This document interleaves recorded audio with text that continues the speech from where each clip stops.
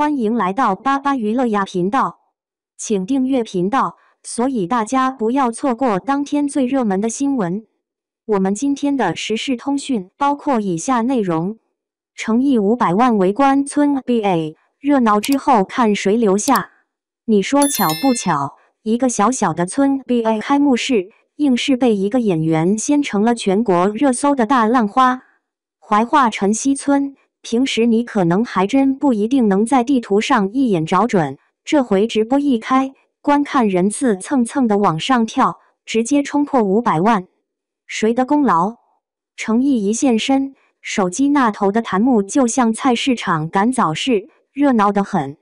一场本该是篮球主角的比赛，为啥被流量抢了 C 位？这是娱乐的胜利，还是体育的尴尬？先把来龙去脉捋清。诚意这几年从新人脸熟度走到国民熟面孔，不是光靠一张好看的脸，戏里角色接连冒头，戏外路透也不拉胯，最关键是他那股亲和劲儿，笑起来像隔壁小哥，跟粉丝互动也不摆谱。到了这次晨曦村 BA 开幕式，他一出场，直播间人数像被人按了加速键。原本村 BA 就自带一种接地气的光环，土生土长的场地，爱打就上的氛围，带点泥土味儿的纯粹热爱。偏偏这回，娱乐圈的顶流效应跟乡野篮球撞了个满怀，火花四溅，这才有了超500万的在线围观。这是巧合吗？还真不是，流量的风向早就拐到互动感和在场感上了。现在的明星不再只是演戏、唱歌，两条腿走路，社交平台一开，直播一连，话题一滚，就成了多维符号。诚意在这条赛道跑得挺顺溜，阳光、亲民、可互动这3板斧一出，粉丝不止买票看剧，更愿意在直播里打一手节拍，刷评论、转话题、捡二创，甚至自发安利给亲友群。你在直播间看球，他在直播间看你看球，这距离感一下子就没了。东北老铁一句整挺好，四川兄弟回一句巴适得很。你说这不是热闹？是，可热闹背后有门道。以往的流量评价指标靠收视、票房、销量，现在的含金量更多绑定在实时互动和粉丝粘性上。诚意出现在村 BA， 不是简单的站个台子、挥挥手，而是把明星的光折射到草根的场。这就是为啥那500万看的人，不只看一个球怎么投进，还看一个人怎么落地。平台懂这一点，镜头给的也聪明，把赛场氛围、观众表情、明星反应混着切，让体育加娱乐的复合型观看体验一锅端上来。你要说这波操作是谁赢麻了？平台笑嘻嘻，地方也没亏，明星更像刚把油门踩到半截。所有破圈都绕不过一个问题：谁是主角？体育圈可能会有人嘀咕，村 BA 就该让篮球说话，别被偶像抢戏。这担心不无道理。可现实更复杂，乡村体育要曝光，要资源，要年轻观众回流的有一个开门的钥匙。诚意这回就像那把钥匙，替比赛把门打开，观众涌进来，话题有了。接下来要做的是让大家愿意留下来看球。只靠明星点火，不把体育的内核烧热，这火来得快，去得也快。普通人怎么看这事？你身边的朋友应该都有这种场景：上班摸鱼时顺手点开直播，刚想看看比分，弹幕刷出来歌我在现场姐我哭了好激动，氛围瞬间带起来。晚上回家，饭桌上爸妈问：你追的那个小伙子去村里打球了啊？然后一家人围着手机看回放，体育的门槛一下被拉低到吃饭聊八卦的水平。楼下广场舞大妈也能懂村 BA 3个字，初中生能说几句上篮技巧，隔壁摊煎饼的师傅还问你那个诚意是不是挺会跟粉丝唠嗑的。这才是流量的真实落点，让更多人知道，愿意哪怕起点是冲着人去，也可能在看进球时留下来。但的警惕另一面，流量是一阵风，吹得太猛，容易把本来的秩序刮花。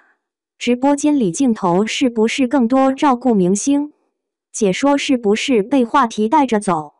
赞助是不是更看重艺人的曝光，而忽略了比赛的基础建设？这些问题若被忽视，村 BA 从土壤里长出来的美好，就有可能变成剧本式的表演。川渝朋友会调侃一句：“不要味道跑偏了。”这话有点糙，理不糙。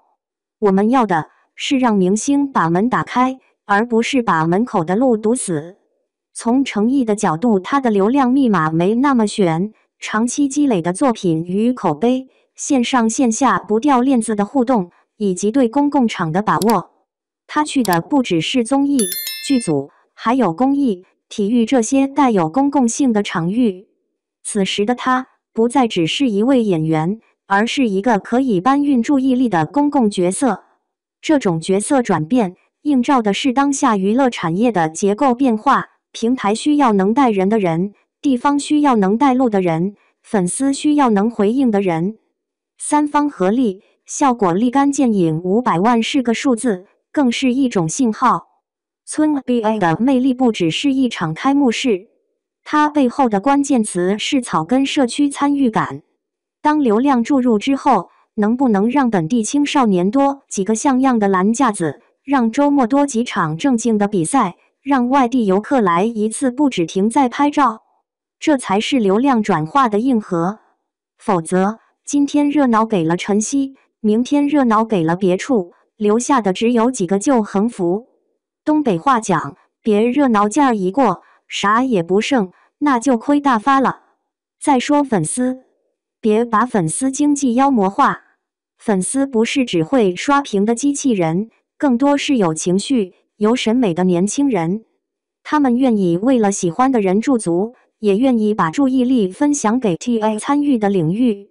只要比赛本身有看头，现场氛围真诚而热烈，粉丝就可能成为草根体育的天然扩音器。这对地方是好事，对体育是机会。需要管理者的是一种手感，给足明星空间，但把更多灯光留给比赛，欢迎流量到场，但把规则摆在最前面。别怕麻烦，只有这样，今天的热度才能变成明天的传统。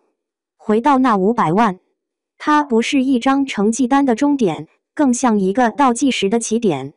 流量已经来了，能留下多少，考验组织、场地、内容、讲述方式的耐力。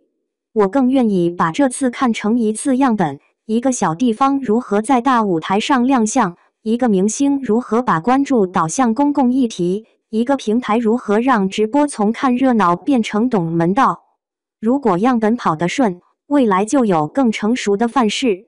顺带说句大实话，体育和娱乐这对欢喜冤家，没必要非要你死我活。